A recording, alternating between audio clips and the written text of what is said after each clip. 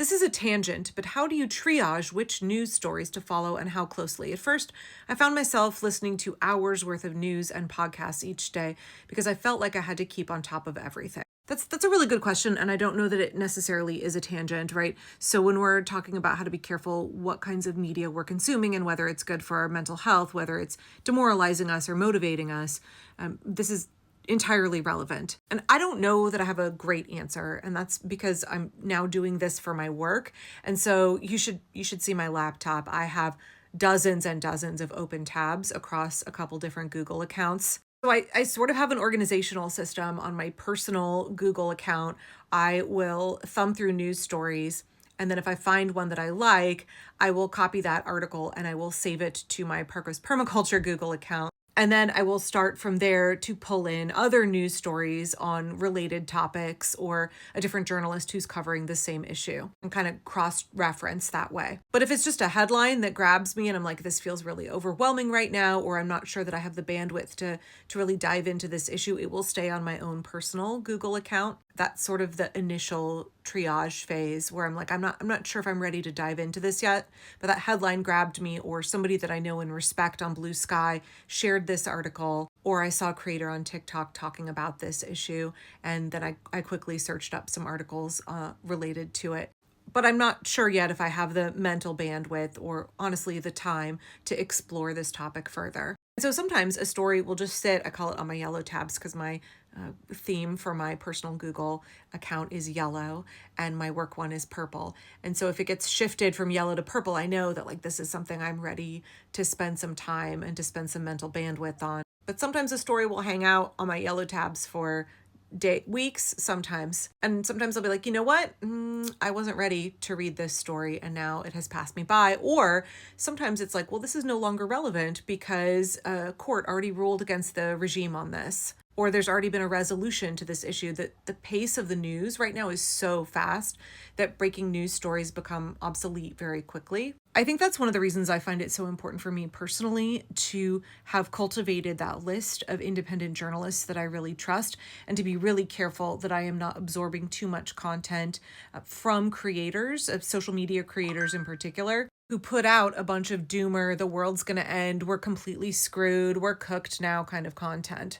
Because I'm already consuming a lot of news stories. And really, I've filtered down very much the sources of news that I am willing to consume on a regular basis. I, by and large, do not read legacy media that tends to avoid fact-checking Trump, tends to repeat the lies of this regime as if they were straight-up facts in their reporting.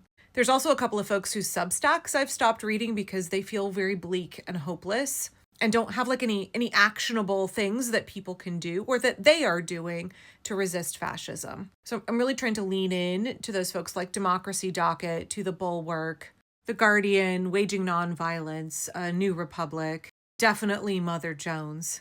Also Midas Touch and Talking Feds. I probably listen to Harry from Talking Feds every day. No, I definitely listen to him every day. I really appreciate his legal analysis. Also like his integrity. I'm a big fan of Harry just because he quit Washington Post. Even if I didn't enjoy his legal analysis, his integrity as a journalist and as a legal analyst, I very much appreciate. And maybe this is something that I should slap up on my Patreon, like who are the news sources that I listen to?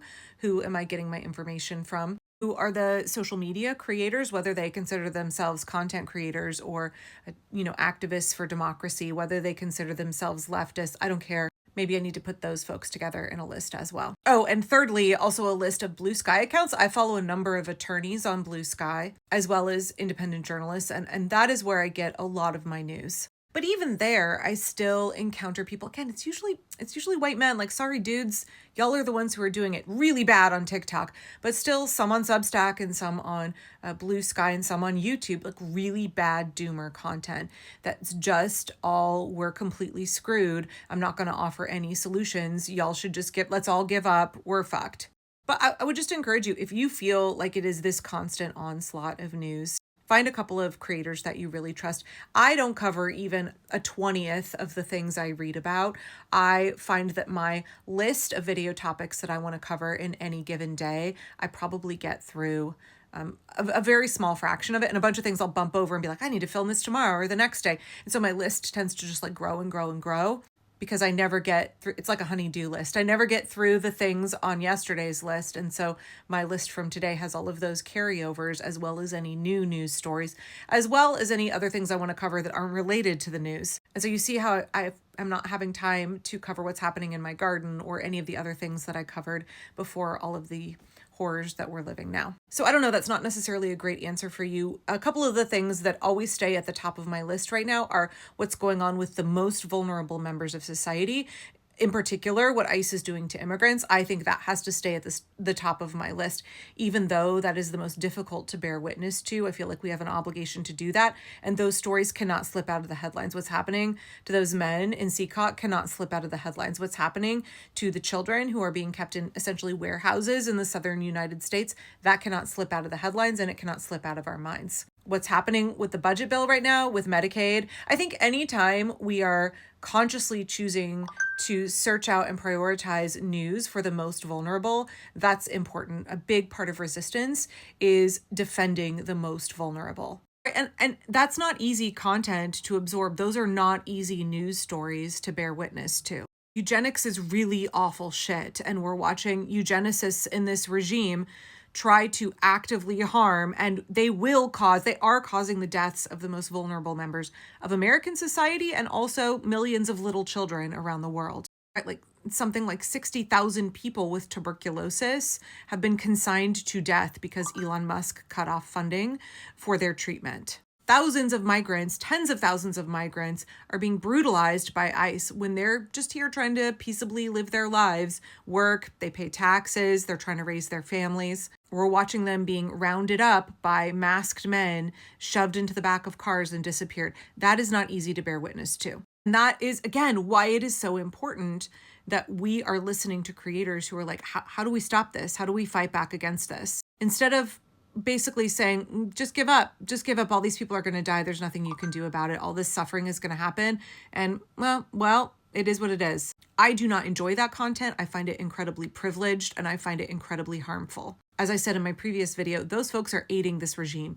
Anybody who wants you to feel hopeless, anybody who wants you to feel despair and to give up, they're aiding this regime. I'm sorry, I am chatting with Google Help in the background because my YouTube channel is giving me all kinds of errors today when I upload videos, so sorry for the notifications. I don't want to hear from cynics. I don't want to hear from people who are saying that all hope is lost. Because all hope is not lost. We only lose if we stop fighting. They only win if we stop fighting. But at the same time, like I don't have a great answer for how to kind of temper or filter what it is that you're consuming, because there's no corner of our society that is not being harmed by Trump. There is no thing that you care about that is not being harmed by Trump.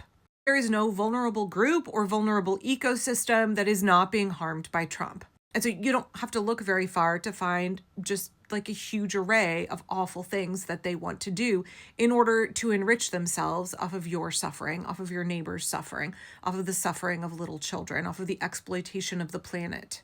You don't have to look very far to find any of that. And so we've got to make sure that while we are keeping tabs on what they're doing, we also are keeping tabs on the people who are fighting back, and that we become one of the people who are fighting back. That we listen to people who empower us to take action, because we know the thing that will stop authoritarian regimes is people power. It is the coordinated effort of the American people, our resistance as a broad-based coalition where there is solidarity amongst millions of people who are united around one thing: stopping the horrors of the Trump regime, stopping the fascist takeover of the United States, and installing a democratic government. That's what's going to stop him. So that means that actually all of us have work to do. All of us should have hope that our contributions matter. Every last one of us is needed. And honestly, the guys who are like, oh, give up, just going to sit here and act like it's the end of the world and not do anything, honestly, they suck, because they're just making a bunch of money off of the horrors of this regime, but they're not doing anything to stop it. They're benefiting from it. They're benefiting from the harm that is being done, and they're not giving of themselves and their resources to try to stop the suffering. And so, like, I don't know why we would be watching those folks and giving them our energy and letting them poison our energy in return. We have a lot of good and important work to do. I think we need to lean into people who are also willing to do that work and who are also helping equip and empower us as well.